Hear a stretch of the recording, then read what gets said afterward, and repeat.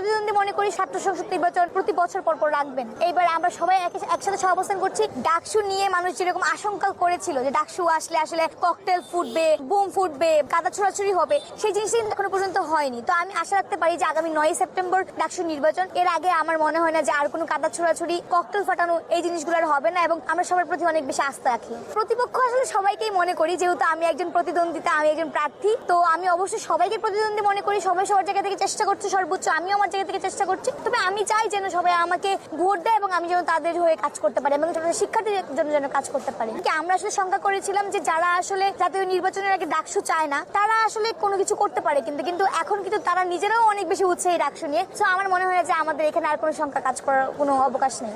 আগামী 1 বছর পরেই যেন আবার ডাকসু নির্বাচন হয়, কেউ যেন আসলে বলতে না পারে যে মানে ডাকসু নির্বাচন 6 বছর পরে হচ্ছে, 28 বছর পরে হচ্ছে। আমি চাই এখন থেকে, যেহেতু এই কাজটা শুরু হচ্ছে, পরবর্তী যে কোনো সরকার ক্ষমতায় আসুক, যে কেউ ক্ষমতায় আসুক, যে কেউ প্রশাসনে বসুক, প্রত্যেক বছর যেন ডাকসুটা হয়। শুধু একটা দল কিন্তু এখন আর এখানে রাজনীতি করছে না, আগে কিন্তু একটা দলই রাজনীতি করতো।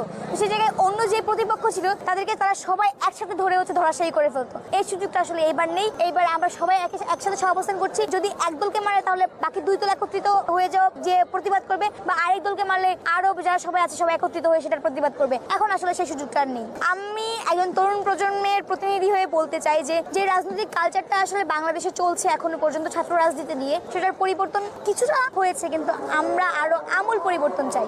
যে কোনো সরকার যখন ক্ষমতায় আসে তখন তারা চেষ্টা করে যে আসলে তাদের মানে রাজত্ব কায়েম করতে, তাদের ক্ষমতার ব্যবহার করতে। সেই জায়গায় আমার মনে হয় যে যেহেতু 24শে জুলাই আগস্ট গণ অভ্যুত্থান পরবর্তী বাংলাদেশের কিছুটা হলেও পরিবর্তন এসেছে বলা যায়, এবং অনেক ভালো একটা পরিবর্তন বাংলাদেশে এসেছে, এবং আমার মনে হয় পরবর্তী যে ক্ষমতাসীন সরকার আসবে সে আশা করি এই জিনিসগুলোর প্রতি লক্ষ্য রাখবে। এবং আমিও আমার নিজ জায়গা থেকে এই দাবিটা জানাতে চাই যে আপনারা অবশ্যই পরবর্তীতে ঢাকা বিশ্ববিদ্যালয় কেন্দ্রীয় ছাত্র সংসদ নির্বাচন প্রতি বছর পর